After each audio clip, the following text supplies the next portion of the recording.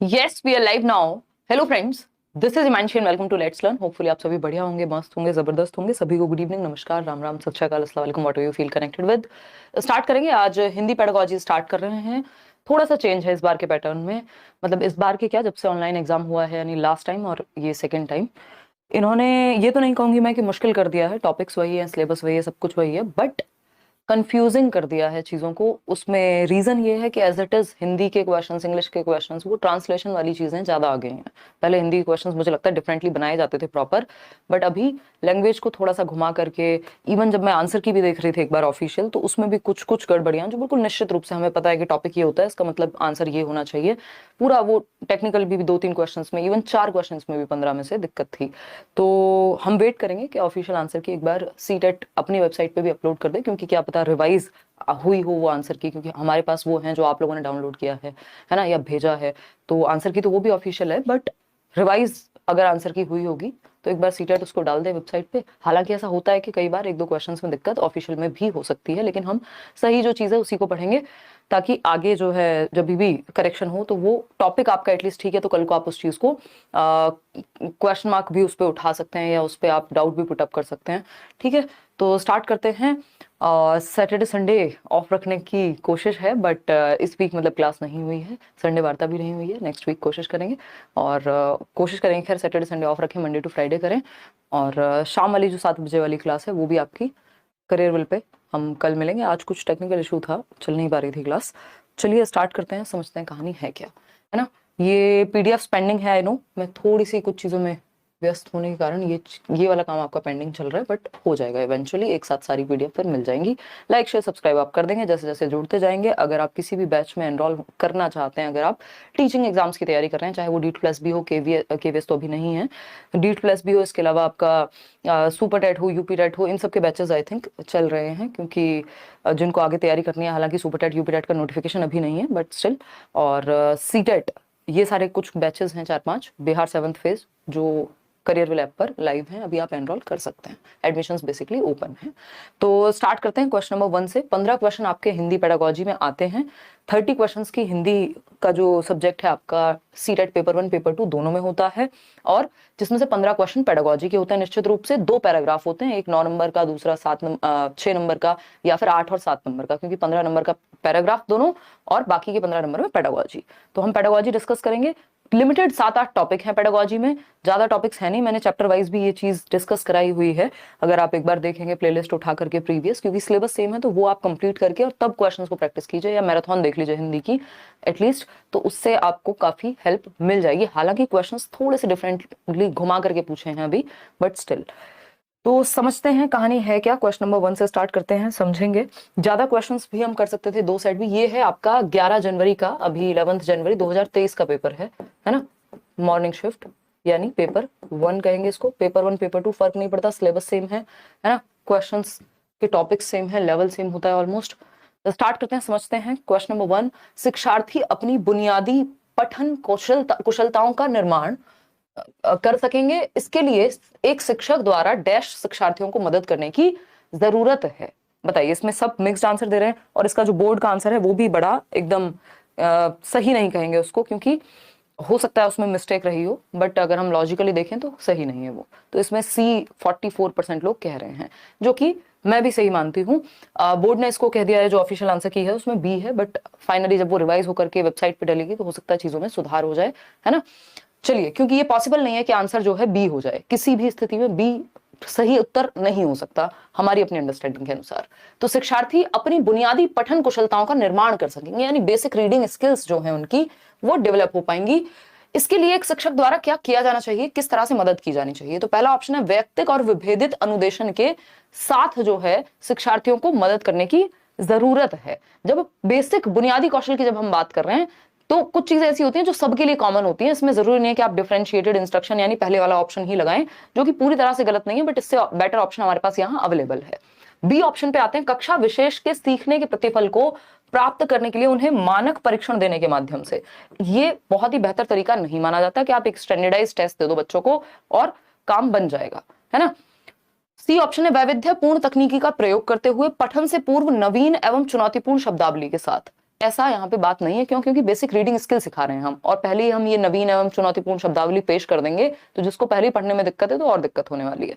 तो better option वैविध्य तकनीकी का प्रयोग करना ही है कि आप बच्चे को सिखा रहे हैं तो प्रिंटेड मटेरियल का आप यूज कर सकते हैं, है ना। प्रिंट रिच एनवायरमेंट कहते हैं इसको, कि आपके आसपास जो है किताबों में कई बार जैसे ए फॉर एप्पल या अ से अनार है तो वो अनार बड़ा बड़ा छपा हुआ है, उस तरह से वो सारी विविधतापूर्ण तकनीकों का प्रयोग यहाँ करना ज्यादा बेहतर ऑप्शन है बजाय कि ए और बी के।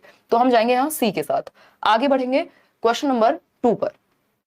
क्या कहता है क्वेश्चन नंबर 2?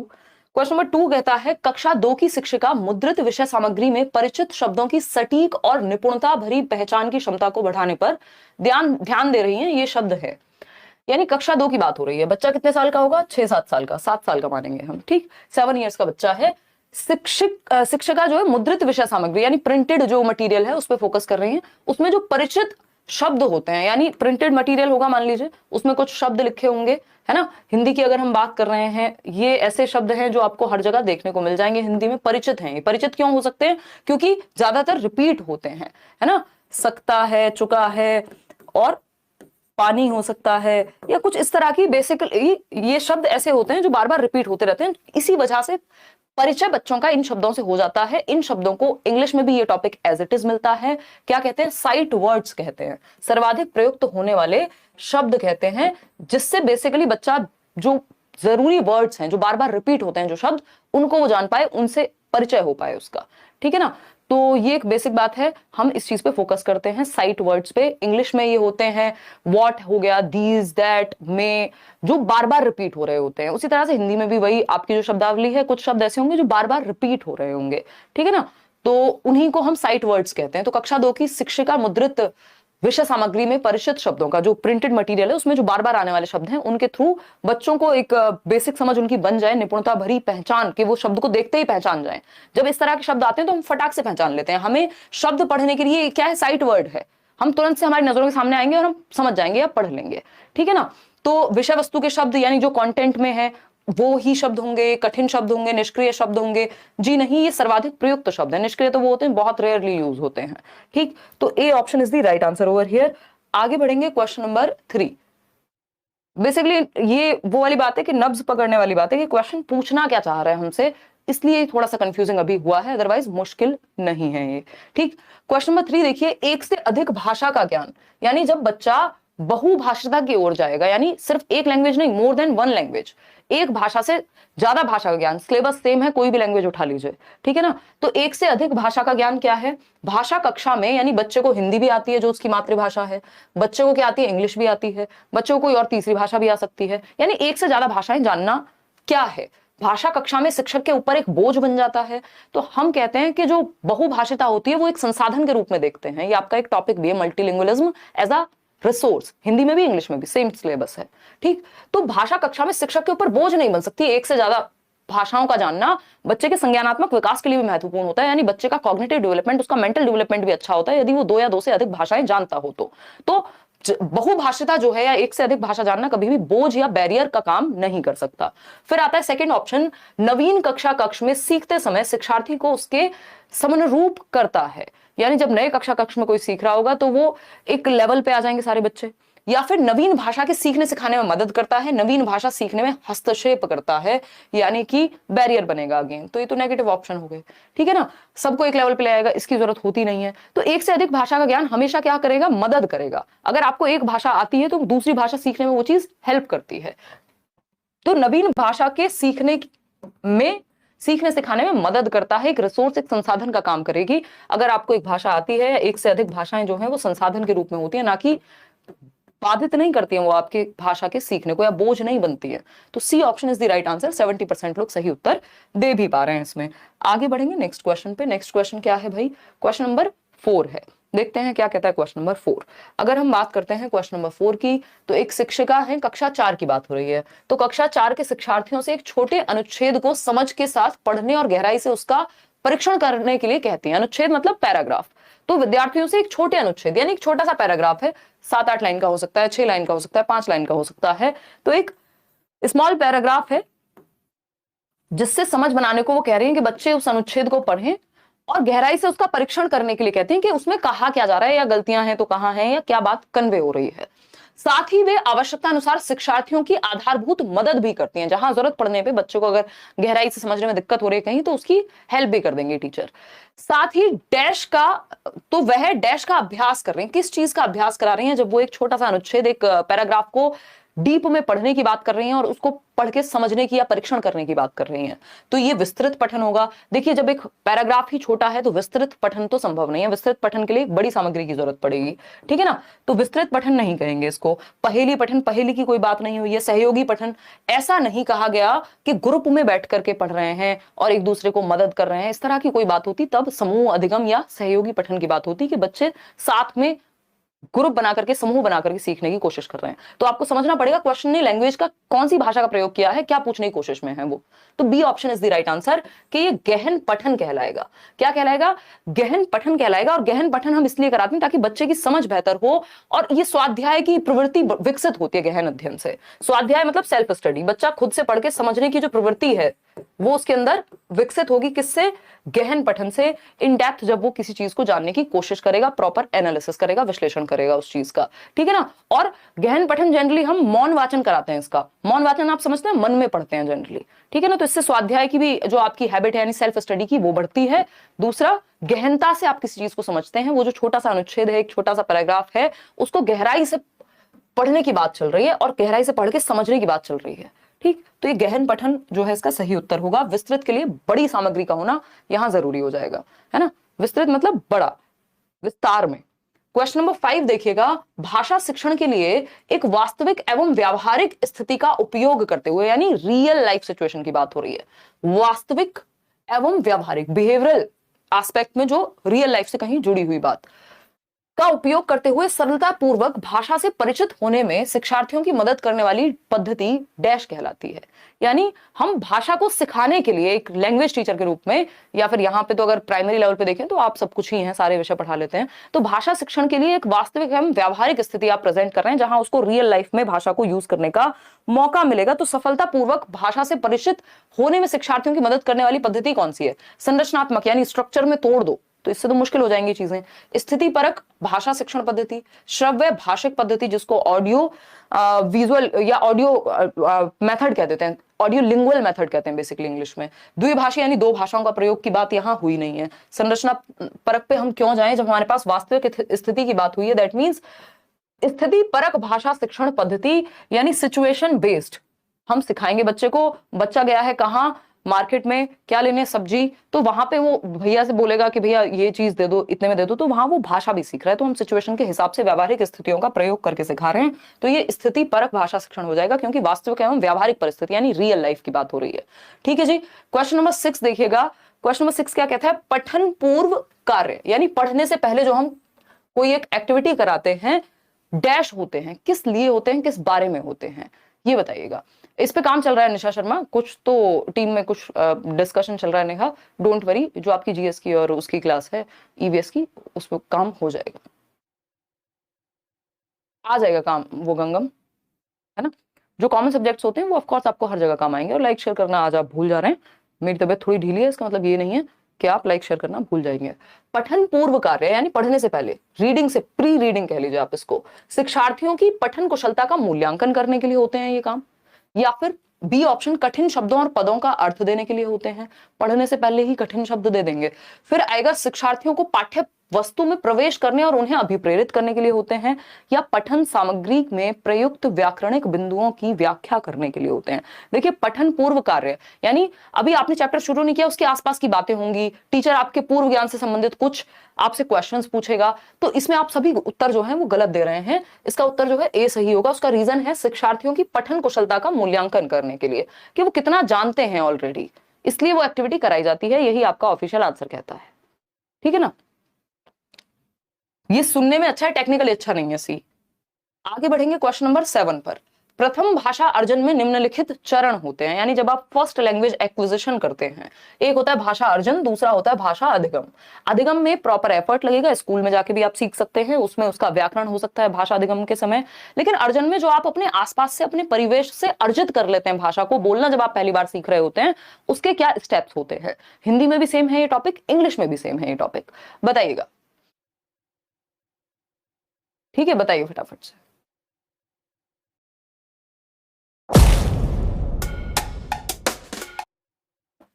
बी ऑप्शन 49% लोग कह रहे हैं।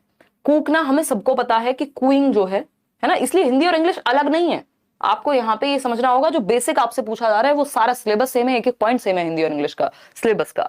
कूकना यानी कूइंग जो है, जब बच्चा जो है किलकारी मारना है, या बेसिक जिस लैंग्वेज का, जिस उसके बोलने का, वो बस आवाजें निकालता है, उसका मतलब कुछ नहीं होता। कब शुरू हो जाता है? लगभग 6 वीक्स के अराउंड, 1.5 महीने के आसपास, ठीक है ना। तो ये बात हम बहुत बार डिस्कस कर चुके हैं। मैंने पेडागोजी में जब हम सीडीपी बाल विकास पढ़ रहे थे तब भी आपको ये सारे स्टेप्स लिखवाए थे। आई थिंक पहली या दूसरी क्लास होगी, यूट्यूब वाली ही एक क्वेश्चन आया था उसमें।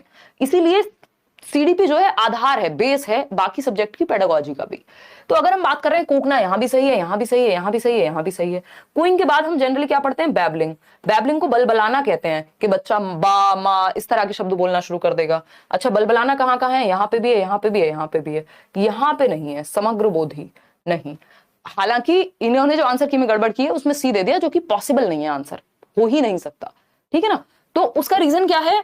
कूइंग यानी कूकना। कूकना बोले तो किलकारी या बेसिक आवाज निकाल रहा है बच्चा, जिसका कोई मतलब नहीं है। बलबलाना होता है single syllable word, single syllable जो शब्द होते हैं, जैसे बा मा इस तरह के, 6 महीने के आसपास वो बोलने लगेगा ये चीज।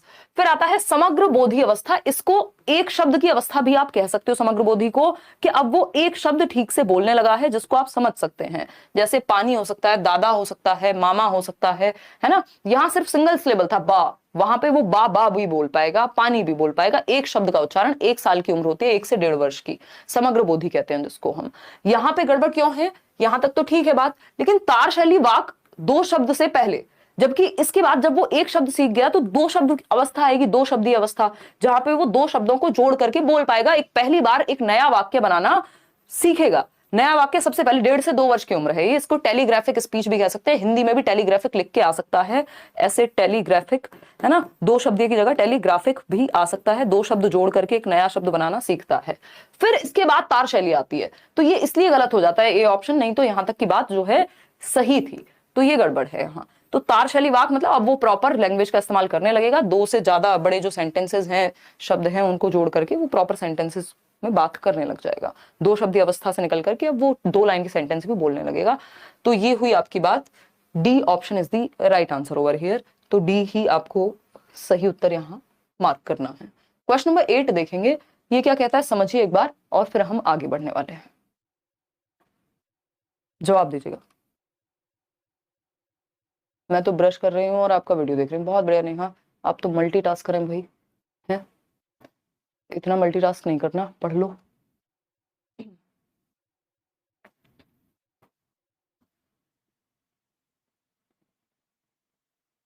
कहाँ दिक्कत आ रही है प्रियांशु? मैं समझ नहीं पा रही हूँ आपकी बात। सही उत्तर कौन सा होगा बता दिया ना अंशु, लास्ट वाला डी ऑप्शन। डी ऑप्शन हमें इसी को मार्क करना है, क्योंकि ऐसा हो सकता है कि एक आध क्वेश्चन में गलती हो जाए तो अगली बार आंसर की में भी वो चीज रिवाइज हो जाती है। अदरवाइज आप उसमें क्वेश्चन भी नहीं उठा पाएंगे, उस क्वेश्चन को आप चैलेंज भी नहीं कर पाएंगे। हालांकि चैलेंज करने से कुछ खास होता भी नहीं है, बट प्रीवियसली ऐसा हुआ है कि एक बार गलत दे दिया, अगली बार सही दे दिया उत्तर, है ना। और अभी फाइनल आंसर की जो रिवाइज आंसर की आएगी, हो सकता है मतलब जब अपलोड करेंगे ये फाइनल वेबसाइट पे, तो उसमें चीजें ठीक भी हो जाए कुछ हद तक।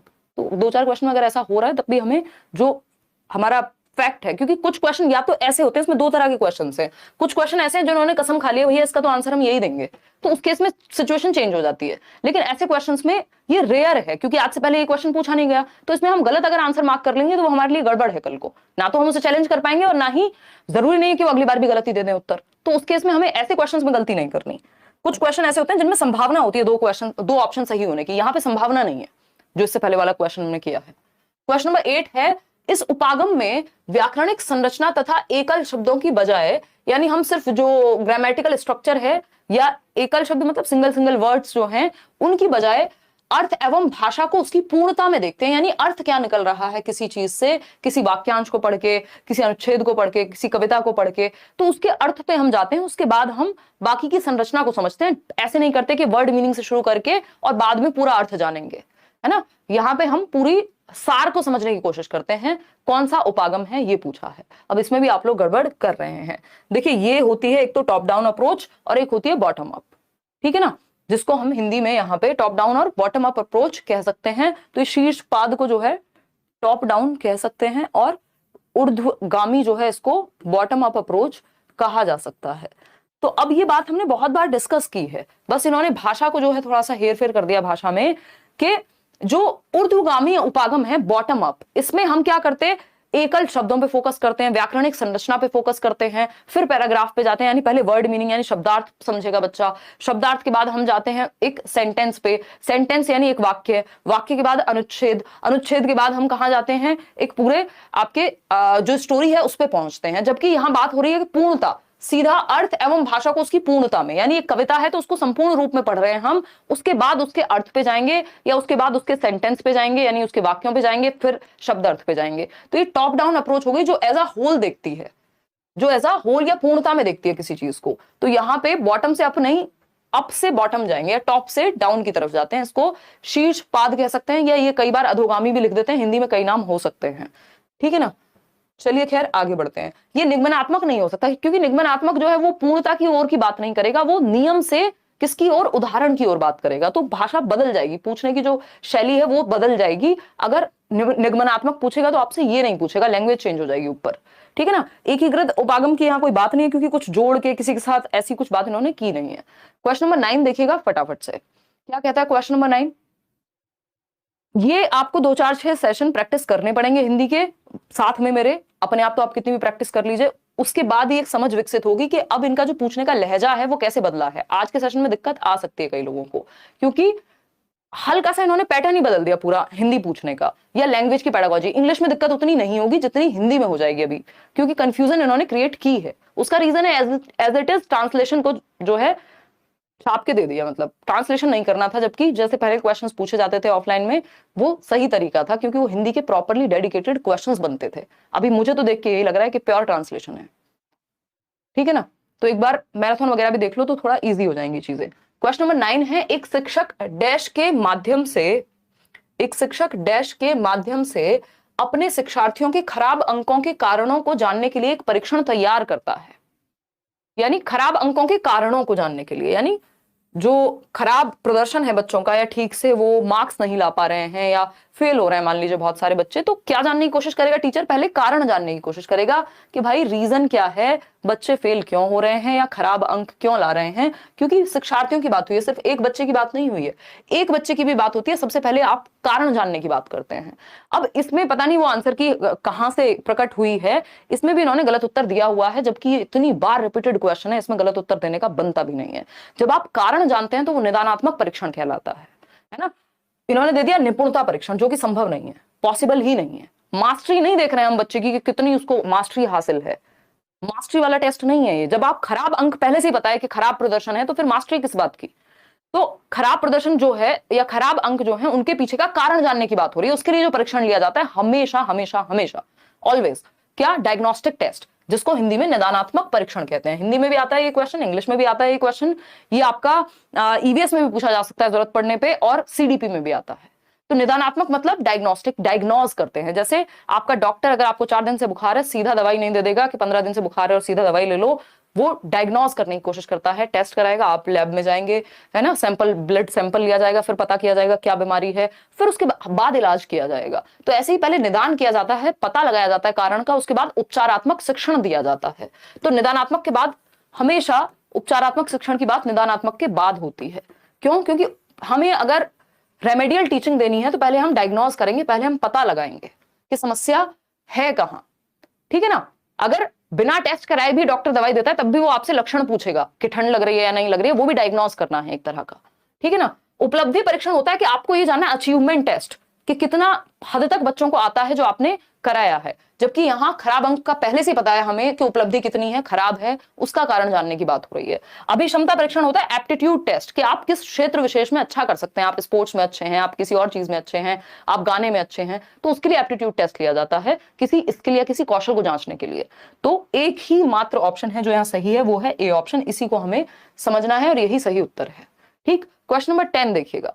क्वेश्चन नंबर 10 क्या कहता है? क्वेश्चन नंबर 10 कहता है, एक बच्चा जोड़े में मतलब पेयर, 2 बच्चे होंगे, और समूह में, यानी जब उसको पेयर के साथ, यानी 2 बच्चे जब साथ में काम करते हैं तब भी वो अच्छा काम करता है, समूह में यानी एक ग्रुप में भी वो सक्रिय भूमिका यानी एक्टिवली पार्टिसिपेट करता है, लेकिन लिखित परीक्षा में अच्छे अंक नहीं लेके आ पाता। मतलब जब बात लिखित परीक्षा की आती है तो whatever may the reason be, कोई भी रीजन हो सकता है इस चीज का, बट हमें नहीं पता, उसके अंक अच्छे नहीं आते जब लिखित परीक्षा की बात होती है, जब उसको हम ग्रुप में कोई वाद विवाद परीक्षा में कोई चर्चा करनी हो या कोई भी हम उसको टास्क देते हैं तो वो कर लेता है, लेकिन लिखित लिखित परीक्षा में अच्छे अंक नहीं ला पाता। एक शिक्षक के रूप में आप शिक्षार्थी की मदद कर सकते हैं। कैसे कैसे हेल्प करेंगे भाई? पहला ऑप्शन है उसकी सामाजिक अंतःक्रिया की प्रशंसा करते हुए। तो इस प्रशंसा से उसकी लेखन कौशल जो है अच्छा हो जाएगा? नहीं हो सकता, तो ये तो इलॉजिकल बात हो गई। बच्चे के माता पिता को यह स्पष्ट करते हुए कि लेखन में उसकी कोई रुचि नहीं है, मतलब आपने सॉल्यूशन तो निकाला नहीं एज अ टीचर, आप हमेशा सॉल्यूशन निकालने की बात करते हैं। यहाँ आप कह रहे हैं पिताजी को बता देंगे, माताजी को बता देंगे, बच्चे की रुचि नहीं है, घर ले जाओ इसको, है ना? कोई सेंस है इस बात का? नहीं है। फिर आता है सी ऑप्शन, माता पिता से यह अनुरोध करते हुए कि वह उसकी पढ़ाई में मदद करें। तो हमने कैसे अज्यूम कर लिया कि माँ बाप जो है वो पढ़ाई में मदद नहीं कर रहे हैं, बिना हमें पता हुए, बिना हमने कारण जाने, बिना कुछ हमें पता है, और हम कह रहे हैं माता पिता की गड़बड़ है, लिख नहीं पा रहा बच्चा, है ना? तो ये बहुत ही ऐसी अंधविश्वासी वाली बात हो गई। डी ऑप्शन ही एकमात्र सही उत्तर बचता है, उसको नियमित परीक्षण देते हुए ताकि वह सुधार कर सके। अब इसका भी कोई और ऑप्शन बेटर हो सकता था, बट इन 4 ऑप्शंस में से हमारे पास एक ही उत्तर है जो थोड़ा सा बेटर है या बाकियों से अलग है, एलिमिनेट करने के बाद बचता है, और सही उत्तर भी यही है, आपका ऑफिशियल भी यही है। उसको नियमित परीक्षण देते हुए ताकि वह सुधार कर सके। बेसिकली सिर्फ परीक्षण नहीं दे रहे होंगे आप यहाँ पे, जब ऐसा यहाँ हो सकता है या अज्यूम किया जा सकता है, माना जा सकता है कि बच्चे को लिखने के मौके कम मिल रहे हों, या फिर अगर उसको उस तरह के मौके दिए जाएं, उस पर वो काम करे तो वो चीज बेटर हो जाएगी, और वो परीक्षण भी दिए जाएंगे उस चीज में और आपकी भी हेल्प लगेगी। अब इसको और अच्छे तरीके से ये लिख सकते थे, बट यही हमारे पास एकमात्र बेहतर ऑप्शन है। इन 4 ऑप्शंस में से नंबर हमें यही दिलाएगा, तो D option is the right answer. आगे बढ़ेंगे, क्वेश्चन नंबर 11 देखिए। जंगल बुक की मोगली के बारे में बात हुई है। मैं ये आपको हमेशा मजाक में जो है भाषा अर्जन और अधिगम में हमेशा उदाहरण देती थी, और इस बार इन्होंने पेपर में पूछ लिया, ये बड़ा अचंभे की बात है ना? देख के जाते हैं क्या वीडियोस? मजाक कर रहे हो। द जंगल बुक के मुख्य पात्र मोगली की भाषा में कमी थी। यानी जो मोगली था, मूवी भी देखी होगी कई लोगों ने, नहीं तो एक किताब है जंगल बुक प्रॉपर, जिसमें कुछ कहानियां हैं। क्योंकि मानव संपर्क, तो वो जंगल बुक में मोगली की भाषा में कमी थी। बेसिकली वो भेड़ियों के साथ रहता था और जंगल में रहता था, तो उसको लोगों की भाषा या मानव भाषा जो है वो नहीं आ पाई बोलनी, वो उन्हीं की भाषा में बात करता था, जिसको हम यहाँ कमी कह रहे हैं। क्योंकि मानव संपर्क से विलग उसका पालन पोषण हुआ था, यानी ह्यूमंस नहीं थे उसके आसपास, मानव नहीं थे उसके आसपास, जंगल का पूरा समाज था और जंगली जानवर थे, ये हम कह सकते हैं। यह साक्ष्य भाषा विकास के किस पक्ष का समर्थन करता है? यानी ये जो हमारे पास एविडेंस है कि यदि हम बच्चे को समाज भाषा जो है एक वैक्यूम में या एक बंद कमरे में नहीं विकसित होती, लोगों के साथ अंतःक्रिया करके सीखी जाती है। अगर हमारे एनवायरनमेंट में, हमारे वातावरण में कोई भाषा बोलता ही नहीं होगा तो बच्चा भाषा बोलना कैसे सीखेगा, है ना? तो भाषा तो एनवायरनमेंट से आती है, वातावरण से आती है। इसमें कुछ हद तक जो है आपकी हेरिडिटी, आनुवंशिकता का रोल है, लेकिन मुख्य रोल जो है वो आपके वातावरण का है, ठीक है ना? तो ये जो साक्ष्य है ये क्या बताता है? एक सही आयु में बच्चे के पास भाषा परिवेश का अभाव। बात बिल्कुल सही है कि यदि एनवायरनमेंट नहीं है, सही परिवेश ही नहीं है जहां वो मानव भाषा बोल पाता, तो हम कहेंगे कि ये दिक्कत इसकी वजह से रही होगी। बच्चे को कुछ जीव वैज्ञानिक समस्याएं थी, इसमें भी इन्होंने ऑफिशियल आंसर में गड़बड़ की है। मुझे लगता है कि वो ऑफिशियल आंसर जो है कुछ शीट जो है सही नहीं आई होगी, या तो हमारे पास कुछ ऐसा भी हो सकता है। हालांकि सारी बाकी आंसर जो है सीडीपी वगैरह के सब सही है, सिर्फ हिंदी में होगी दिक्कत, ऐसा नहीं हो सकता। तो कुछ गड़बड़ रही होगी इनके एंड पे। तो बच्चे को कुछ जीव वैज्ञानिक समस्याएं पॉसिबल ही नहीं है, मतलब ये ऐसी बात हो गई, आपने पहले ही अज्यूम कर लिया, ठीक है ना? सहज क्षमता के साथ उसका जन्म नहीं हुआ था, ये हमने कैसे टेस्ट कराया था? कोई है नहीं पता लगेगा। उसे मानव भाषा की बजाय जानवरों की भाषा से प्रेम था, भाई उसको तो जो मिला उसने वही सीख लिया। तो एक सही आयु में, हमें पता है नॉम चॉम्स्की, इस उत्तर के लिए हमारे पास पूरे वैलिड रीजंस हैं कि एक सही आयु में बच्चे के पास भाषा परिवेश का अभाव था। नॉम चॉम्स्की क्या कहते हैं? नॉम चॉम्स्की कहते हैं कि भैया जो आपका लेड है, यानी भाषा अर्जन यंत्र है, लैंग्वेज एक्विजिशन डिवाइस, वो एक उम्र तक ही सॉलिड रहता है, या मैं कहूं उसको ज्यादा एक्टिव रहता है, फिर धीरे धीरे वीक हो जाता है, ठीक है ना बात? तो नॉम चॉम्स्की भी अगर हम यहाँ पे रेफरेंस में रखें तो हम ये समझ सकते हैं कि एक उम्र तक, जो शुरुआत के साल हैं आपके बाल्यावस्था तक के 5 से 10 वर्ष का बच्चा ज्यादा जल्दी भाषा सीख जाएगा, बजाय कि एक 25 वर्ष के व्यक्ति को नई भाषा सिखाने में समय लग सकता है। तो एक सही आयु में बच्चे के पास भाषा परिवेश का अभाव था, इसलिए वो भेड़ियों की भाषा सीखेगा। तो A option is the right answer. आगे बढ़ते हैं क्वेश्चन नंबर 12 पर। क्वेश्चन नंबर 12 पर चलेंगे। क्या कहता है ये? अर्थ क्रियात्मकता यानी प्रैग्मेटिक्स की ओर संकेत करता है। अब ये देख रहे हैं आप, पहले क्वेश्चन इस तरह से नहीं आते थे, डिफरेंट तरीका था। अब इन्होंने वही इंग्लिश और हिंदी को ऐसे कंफ्यूज किया है, क्योंकि कॉमन टॉपिक्स पहले भी थे हिंदी और इंग्लिश में, लेकिन पूछने का तरीका या लहजा बदल जाता था, हिंदी के लिए अलग, इंग्लिश के लिए अलग। प्रैग्मेटिक्स की ओर संकेत हो रहा है। प्रैग्मेटिक्स क्या होते हैं भाई लैंग्वेज में? प्रैग्मेटिक्स होते हैं प्रैक्टिकल यूज से संबंधित, यानी व्यवहारिकता से संबंधित भाषा के प्रैक्टिकल यूज के। जब आप पिताजी से बात करते हैं तो एक डिफरेंट लहजे में बात करते हैं, और जब आप अपने दोस्तों में बात करते हैं तो आप डिफरेंट तरीके से बात करते हैं। पिताजी को यार कहेंगे तो 2 गालियां पड़ सकते हैं, या बुरा भला आपको कहने को मिल सकता है। पिताजी कह सकते हैं मैं तुम्हारा यार लगता हूं क्या, है ना? जबकि आप अपने दोस्तों में यार कहेंगे तो वो बहुत ही नॉर्मल बात होगी। तो ये क्या हुआ, भाषा को आप प्रैक्टिकल सिनेरियो में, व्यावहारिक जीवन में कैसे प्रयोग करते हैं, वो है आपका अर्थ क्रियात्मकता या फिर प्रैग्मेटिक्स लैंग्वेज का। तो भाषा के सामाजिक नियम, भाई समाज ने तो बनाए ये नियम, या विद्यालय भाषा की नीति है, ये विद्यालय की अनुदेशन की भाषा यानी इंस्ट्रक्शन की लैंग्वेज है जिसमें पढ़ाया जाएगा, वो प्रैग्मेटिक्स है, या फिर शैक्षणिक भाषा है, तो हम कहेंगे भाषा के सामाजिक नियम की बात हो रही है कि हम व्यवहारिकता में या प्रैक्टिकल सिनेरियो में कैसे यूज कर रहे हैं, वो है प्रैग्मेटिक्स। आगे बढ़ेंगे क्वेश्चन नंबर 13 पर। क्या कहता है क्वेश्चन नंबर 13? ये कहता है निम्नलिखित में से किसका कविता में एक आकलन तत्व के रूप में समर्थन नहीं किया जा सकता? नॉट लिखा हुआ है। क्या लिखा हुआ है? नॉट लिखा हुआ है। एक आकलन तत्व के रूप में, यानी एक असेसमेंट टूल के रूप में, यानी जिससे जांचा जा सके भाषा की समझ को। तो पहला ऑप्शन है व्याकरण। किसकी बात हो रही है पहले ये समझना बहुत जरूरी है। भाषा के कौन से पक्ष की बात हो रही है? कविता की बात हो रही है, एकांकी की बात नहीं हो रही है, कोई आपके वैसे पाठ की बात नहीं हो रही है जिसमें कोई कहानी हो, है ना? तो एक कविता की बात हो रही है, पोयम की बात हो रही है। तो मैं एक आकलन तत्व यानी एक असेसमेंट टूल, अगर आपको बच्चे की कविता की समझ को जांचना है तो क्या आकलन का एक तत्व हो सकता है? व्याकरण। क्या आप बच्चे से उसका व्याकरण के बारे में बात करने लग जाएं? शब्द भंडार, भाई बिल्कुल, अगर कविता में कोई ऐसा शब्द है तो आपने पूछ लिया अच्छा बताओ इसका क्या मतलब समझ आया तुम्हें, तो इसका मतलब आप असेस कर पा रहे हैं, आकलन का एक तत्व हो गया कविता को जांचने का, कि शब्द भंडार आपको ट्विंकल ट्विंकल या मछली जल की रानी है तो जल का मतलब अगर आप पूछ रहे हैं तो शब्द भंडार से आपको समझ में आ जाएगा कि बच्चे को कितना समझ में आया है। तो ये बात तो ठीक है, और शब्द भंडार विकसित भी होता है इससे। काव्यात्मक उपकरण जो भी उसमें यूज हुए हैं, चाहे कविता की अंतर्वस्तु, लेकिन व्याकरण का यूज हम कभी भी कविता के कॉन्टेक्स्ट में नहीं करते कि हम बच्चे को व्याकरण सिखा रहे होंगे कविता के संदर्भ में, कि हम उससे व्याकरण के क्वेश्चंस पूछना शुरू कर दें यहाँ जब बात कविता की हो रही है। तो ए ऑप्शन जो कि सही दे रहे हैं आप लोग सभी।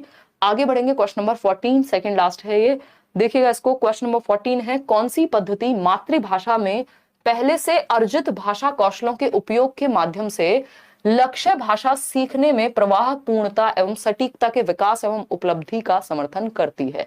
यानी मातृभाषा में पहले से अर्जित भाषा, यानी मातृभाषा अर्जित भाषा है, अपने एनवायरमेंट से मान लीजिए हिंदी है, तो हिंदी का प्रयोग, हिंदी क्या हो गई? मातृभाषा हो गई, जो बच्चे को उसकी मातृभाषा हो गई, है ना, मातृभाषा।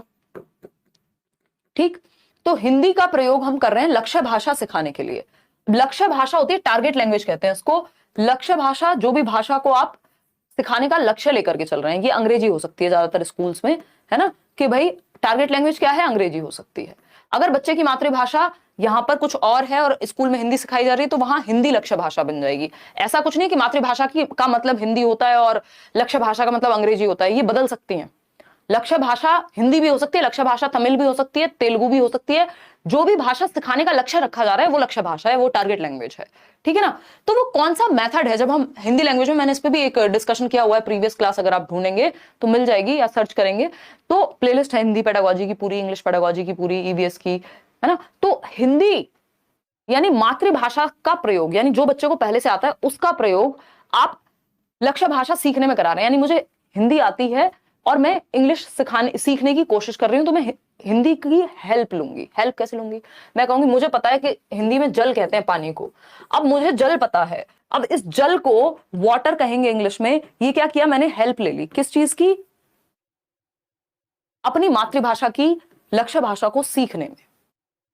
कहां होता है ये? ग्रामर ट्रांसलेशन में होता है, जिसको ओल्डेस्ट मेथड भी कह देते हैं कई लोग। व्याकरण अनुवाद विधि में ये चीज होती है ना। 43% लोग ए कह रहे हैं, बिल्कुल गलत। प्रत्यक्ष विधि होती है direct language, direct method. Direct method में आप उसी भाषा का प्रयोग करते हैं जो भाषा आप सिखाना चाह रहे हैं, या दो भाषाएं नहीं होती, यहां मातृभाषा का यूज ही वर्जित है। मतलब आप मातृभाषा प्रयोग नहीं कर सकते प्रत्यक्ष विधि में, क्योंकि ये प्रत्यक्ष रूप से डायरेक्ट इंग्लिश सिखानी है तो इंग्लिश में ही बात करो, नहीं तो 5 रुपए फाइन लगेगा अगर हिंदी बोलोगे तो ये प्रत्यक्ष विधि में कोई और भाषा का इस्तेमाल नहीं होता, जो आपकी लक्ष्य भाषा होती है सीधा उसी का इस्तेमाल होता है, तो प्रत्यक्ष विधि तो उत्तर हो नहीं सकता। ठीक, द्विभाषी पद्धति या श्रव्य भाषिक पद्धति, अगर यह मातृभाषा की बात नहीं हो रही होती, कोई भी 2 लैंग्वेज की बात हो रही होती, तब हम द्विभाषी कह देते, लेकिन मातृभाषा का ट्रांसलेशन होता है, मातृभाषा का प्रयोग करते हैं हम नई भाषा सीखने में, उसको व्याकरण अनुवाद विधि कहते हैं हम यहाँ पे। ठीक है, आगे बढ़ेंगे। क्वेश्चन नंबर 15, इसमें क्या होता है, बोलने पे पकड़ नहीं आ पाती बच्चे की, लिखना भाषा को सीख जाता है वो, या व्याकरण उसका सीख जाता है, लेकिन जो मौखिक भाषा है वो अच्छी नहीं हो पाती, क्योंकि इसमें हम ट्रांसलेशन पे फोकस ज्यादा करते हैं। निम्नलिखित में से कौन सा डिस्ग्राफिया एक प्रकार की भाषा अक्षमता के बारे में सत्य नहीं है? यानी डिस्ग्राफिया क्या है? लेखन संबंधी विकार है, पता है हमें, ग्राफ से याद रखना होता है। डिस्ग्राफिया लास्ट क्वेश्चन है आज के लिए, इसीलिए मैंने सिर्फ 15 ही क्वेश्चंस उठाए हैं कि पहले आप इन्हीं को डाइजेस्ट कर लें, और ये पीडीएफ मैं सबसे पहले दे दूंगी, आज रात में आपको ये पीडीएफ शेयर कर दूंगी ताकि इसको आप समय से रिवाइज कर लें। ठीक है ना? तो निम्नलिखित में से कौन सा डिस्ग्राफिया एक प्रकार की भाषा अक्षमता के बारे में सत्य नहीं है, यानी डिस्ग्राफिया के बारे में सही बात नहीं है? पहला है, यह सीखने की संगतपूर्ण लेखन क्षमता को प्रभावित करता है। हाँ, बात सही है भाई, लिखने की जो क्षमता होती है बच्चे की वो प्रभावित होती है, बात सही है। यह कागज पर अक्षर, अंक या शब्द लिखने में बाधा उत्पन्न करता है, ये भी पॉसिबल है, लेखन में जो है समस्या बच्चे को आती है, बाधा होती है। यह सकल मोटर कौशल और तार्किक चिंतन को प्रभावित करता है। सकल मोटर होता है ग्रॉस मोटर स्किल्स, ठीक है ना, और तार्किक चिंतन होता है आपका लॉजिकल थिंकिंग। फिर आता है डी ऑप्शन, यह खराब वर्तनी, बिगड़ी हुई लिखावट को बढ़ावा देता है। यानी जो स्पेलिंग मिस्टेक्स होती हैं, हाँ बिल्कुल होती हैं डिस्ग्राफिया की वजह से। बिगड़ी हुई लिखावट, इलेजिबल यानी अपठन योग्य, मतलब पढ़ नहीं सकते आप, पढ़ने योग्य नहीं होती, लेजिबल नहीं होती आपकी जो लैंग्वेज है डिस्ग्राफिक बच्चे की, बात तो सही है। लेकिन इन्होंने क्या किया, इसमें भी बढ़ावा देता है, तो सही शब्द शायद बढ़ावा देना ना होकर के यहाँ बाधित करता है, ये हो सकता था, लेकिन फिर भी इससे जो बेटर ऑप्शन है हमारे पास, आंसर इन्होंने यही कंसिडर किया है। मैं वेट करूंगी एक बार जो भी ऑफिशियल आंसर की आती है उसके लिए। हम यहाँ पे जाएंगे सी के साथ। उसका रीजन क्या है? उसका रीजन ये है कि ग्रॉस मोटर स्किल्स में उतनी समस्या उत्पन्न नहीं होती, हालांकि आपके स्किल्स में हो सकती है समस्या उत्पन्न, लेकिन ग्रॉस मोटर में ही होगी तो फाइन में ज्यादा होगी, ग्रॉस में उतनी नहीं होनी चाहिए, हो सकती है बट उतना डीप में जाके क्वेश्चन नहीं पूछ सकते, मुझे नहीं लगता। और तार्किक चिंतन को प्रभावित करता है, कुछ हद तक आपकी थिंकिंग एबिलिटी प्रभावित होती है, लेकिन सीधा लॉजिकल कह देना। तो हालांकि इस चीज पे हम दोनों को ही ये नहीं कह सकते कि ये खराब है और ये सही है, दोनों में ही डाउट है। तो एक काम कर लेते हैं, डी के साथ ही चले जाते हैं। उसका रीजन ये है कि एटलीस्ट ऑफिशियली मान तो रहे उस चीज को, ठीक है ना, क्योंकि खराब ये भी बढ़ावा देता है। बढ़ावा देना इज मतलब नेगेटिव वर्ड, यहाँ बढ़ावा देता है कहना पता नहीं कितना सही होगा। अब ये इनके ट्रांसलेशन के कारण हो रही है इस तरह की मिस्टेक्स, नहीं तो जो सही उत्तर इस हिसाब से बनेगा जैसे लिखा हुआ है सी बनेगा। तो इस पे हम अभी कोई सही उत्तर नहीं मार्क करेंगे, एक बार ऑफिशियल आंसर की का वेट करेंगे। अनटिल अनलेस आप जो है सही आंसर की आपके पास ना आ जाए तब तक इस पे क्या ही मतलब फाइनल नहीं कह सकते इसको। फिर भी इससे बेटर ऑप्शन सी ही रहेगा ना, कि बढ़ावा देता है शब्द जो है, हालांकि ये डी ही मान रहे हैं, तो इसको तो हम ठंडे बस्ते में ही डालेंगे, इसको डाउट में ही डालेंगे इस पे, क्योंकि ये इतना डीप है अगर इसको समझा जाए। अदरवाइज तो 1 मिनट लगेगी मुझे ये कहने में कि ग्रॉस मोटर स्किल्स को उतना प्रभावित नहीं करता या तार्किक चिंतन को उतना प्रभावित नहीं करता, और ये डी तो सही है कि खराब वर्तनी तो होती ही है इसमें, और लिखावट भी जो है खराब हो जाती है, लेकिन बढ़ावा देता है ये कहना गलत होगा। कोई प्रोत्साहन वाली चीज थोड़ी ना है, बाधित करता है समझ में आता है। तो लैंग्वेज को कई बार किस तरह से पूछा गया उस चक्कर में भी आंसर गलत और सही हो जाता है, तो इसको डाउट में डाल लेंगे। बट अगर मान लीजिए हमारे पास ऑफिशियल आंसर की नहीं आती, रिवाइज नहीं होता है आंसर, तो इसको डी आप कंसिडर कर लीजिएगा, क्योंकि इस पे नंबर डी में ही मिलेंगे, चाहे सही कितना भी सी हो या इससे बेटर ऑप्शन हो, फिर भी मतलब ये मुझे बाय एक्सपीरियंस पता है कि आंसर जो है इसका ये 1 नंबर आपको डी पे ही देने वाले हैं, कि ये बात गलत है जो कि गलत नहीं है ना। तो अब इसमें कुछ कर नहीं सकते, या तो मैं आपको बिल्कुल ये ही ना बताऊं और अपनी मर्जी से करा के चली जाऊं कि ऑफिशियल आंसर की में क्या बात हो रही है या क्या कॉन्फ्लिक्ट क्रिएट हो रहा है ना, जो कि आगे से मैं कोशिश भी करूंगी, क्योंकि उससे फिर कई लोगों को कंफ्यूजन भी होती है। आउट ऑफ 15 कितना ठीक हुआ वो आप बता दीजिएगा, और इस पे और चर्चाएं करेंगे, थोड़ा सा इंतजार भी करेंगे ऑफिशियल आंसर की जो है, मतलब ऑफिशियल वेबसाइट पे और डाल देंगे एक बार, क्या पता थोड़ा बहुत और भी मैं किसी और आंसर की से भी मैच कर लूंगी एक बार, अगर वो मिलती है इंटरनेट पे, तो अपने पास जो है उसके अनुसार, क्योंकि बाकी किसी सब्जेक्ट में दिक्कत नहीं है ना, सिर्फ ये हिंदी और इंग्लिश में ही दिक्कत आएगी, स्पेशली हिंदी में आएगी, इंग्लिश में भी उतनी नहीं आएगी। तो ये टेलीग्राम चैनल पे पीडीएफ आपको मिल जाएगा। सेशन आपको पसंद आया होगा, होपफुली लाइक शेयर सब्सक्राइब आप कर दीजिएगा। थोड़ा सर में दर्द हुआ होगा आज के सेशन से, बट ये हल्का सा पैटर्न में चेंज है। हमें इस चीज में एक काम करना है, जो अपने टॉपिक्स हैं उनको मजबूत कर लेना है, और उसके अनुसार कोशिश करनी है 4 ऑप्शंस में से जो बेस्ट हो उसके साथ जाने की, है ना। चलिए आज के लिए इतना ही रखेंगे, एक दो सेशन और होंगे तो आपको ये इजी लगने लग जाएगी, डोंट वरी, इसका भी कोई ना कोई सॉल्यूशन मैं निकाल लूंगी, ठीक है ना। चलिए टेक केयर, बाय बाय, ध्यान रखिए। कल मिलते हैं 9:15 और कल सीडीपी करेंगे, कई दिनों से नहीं किया है।